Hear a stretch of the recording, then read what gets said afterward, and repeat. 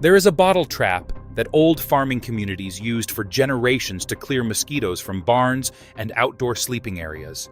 And it costs under 50 cents to build tonight with things already in your kitchen. The same trap pest companies quietly replaced with expensive foggers is still the most effective thing most people can put in their yard. Before we build it, there is one thing worth knowing about how mosquitoes find you, because understanding this is what makes this trap work and what makes most commercial repellents only partially effective. Mosquitoes locate humans and animals primarily through carbon dioxide. Every time you exhale, you release a plume of CO2 that drifts in the air and acts as a signal that a warm-blooded host is nearby. Mosquitoes can detect this signal from distances of up to 30 feet, and they follow the CO2 gradient upwind toward the source. This is why mosquitoes always seem to find you even when you are sitting still in the dark. And it is the exact mechanism this trap exploits. The trap works by producing a continuous stream of carbon dioxide through fermentation, specifically the same yeast fermentation process used in bread baking and brewing. When yeast is combined with sugar and warm water, it begins consuming the sugar and releasing CO2 as a byproduct. That CO2 drifts out of the bottle, mosquitoes detect it and follow it toward the source, expecting to find a host, enter the bottle through a narrow opening, and cannot navigate their way back out. They dehydrate and die inside the bottle within hours. A single trap running overnight can collect hundreds of mosquitoes, and 2 or 3 placed around a yard or patio creates overlapping coverage that dramatically reduces the biting population in that area. Here is exactly how to build it. You need a 2-liter plastic bottle, 1/4 cup of brown sugar, 1/8 teaspoon of active dry yeast, and 1 cup of warm water, not hot since heat above about 110 degrees Fahrenheit kills yeast. Cut the bottle in half at the widest point. Pour the warm water into the bottom half of the bottle, add the brown sugar, and stir until fully dissolved. Once the sugar is dissolved and the water has cooled to comfortably warm rather than hot, add the yeast on top without stirring. The yeast will begin activating within about 20 minutes and will produce CO2 continuously for 5 to 7 days before the sugar is consumed and the trap needs to be refreshed. Take the top half of the bottle and invert it, placing it neck down into the bottom half so it sits like a funnel.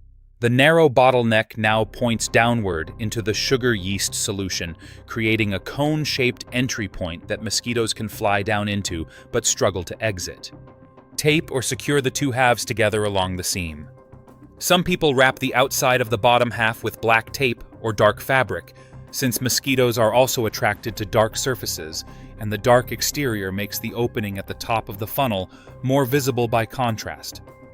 This step is optional, but does improve trap performance in controlled tests.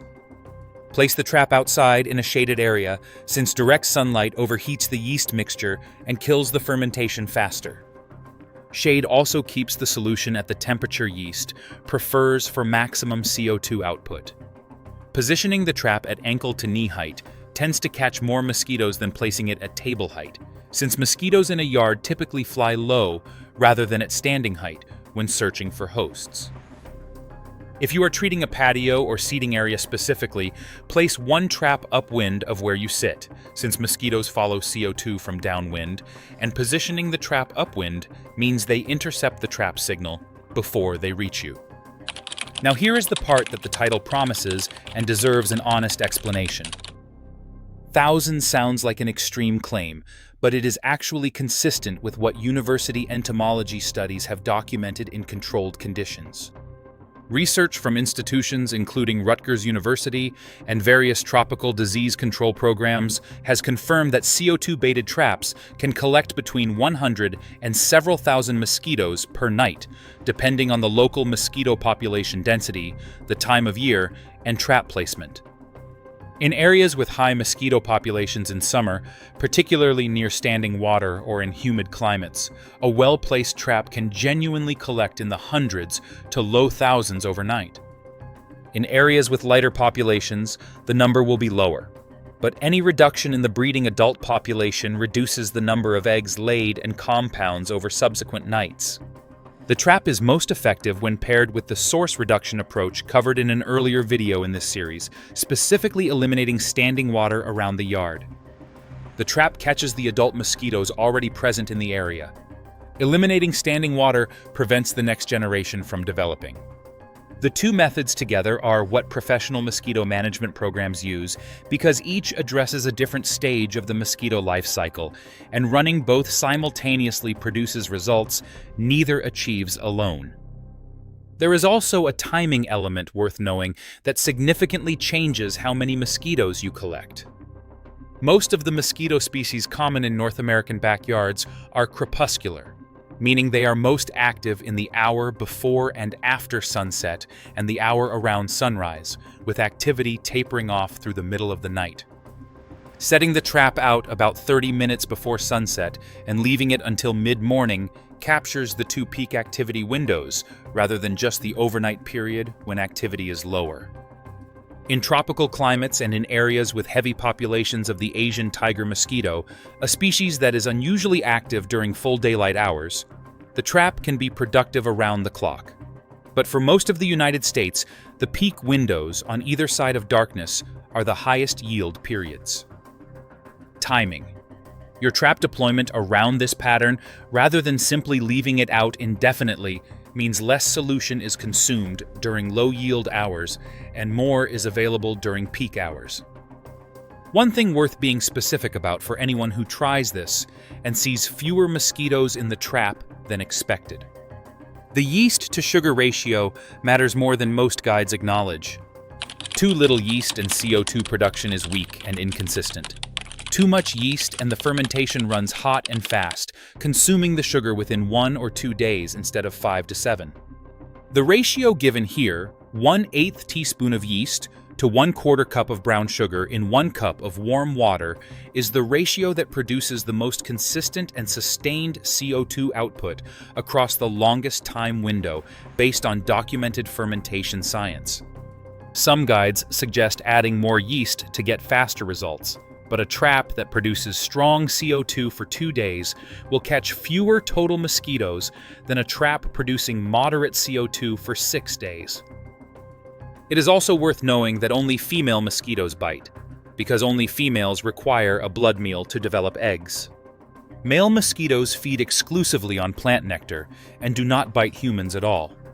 This matters for the trap because the CO2 signal is most strongly attractive to females seeking a blood meal host, which means the trap is disproportionately catching the portion of the mosquito population responsible for all the biting and all the egg laying.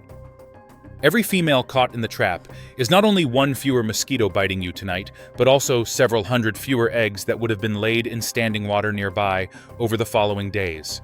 This compounding effect on the population is the reason traps deployed consistently across multiple nights reduce yard mosquito populations more significantly than a single night's catch would suggest. Brown sugar is specified rather than white sugar for a reason. The molasses content in brown sugar provides additional trace minerals and compounds that yeast metabolizes more efficiently than refined white sugar, producing a slightly longer fermentation window and a marginally stronger CO2 signal. In practice, either type of sugar works, but brown sugar consistently produces a more sustained fermentation in head-to-head comparisons. Refresh the trap every 5 to 7 days by emptying the old solution, rinsing the bottle, and mixing a fresh batch. If you are in the peak of mosquito season, running 3 traps around the perimeter of your yard, rather than one creates overlapping CO2 signals that attract mosquitoes from a wider area and reduces the population more quickly. Old farming communities placed these traps at barn entrances and around outdoor sleeping quarters specifically because the barn environment, warm, slightly humid, rich in animal CO2, was exactly the kind of overlapping signal environment that a few well-placed traps could effectively compete with. If you build one tonight, check it in the morning before you touch it or pour it out, and count what is inside the funnel section. Most people are genuinely surprised by how many are in there after the first night, especially in summer and humid climates. The easiest way to dispose of the contents is to simply leave the sealed bottle in direct sunlight for a few hours, which finishes the process quickly, then rinse and rebuild with a fresh mixture. And the next video covers the one additional step that turns this single trap into a yard-wide system that covers an area 4 times larger for less than $3 total. So stay subscribed for that one. Let me know in the comments how many you find in the trap after the first night, because the numbers people report tell me exactly which climates and regions this works best in, and I will cover region-specific placement tips based on those responses.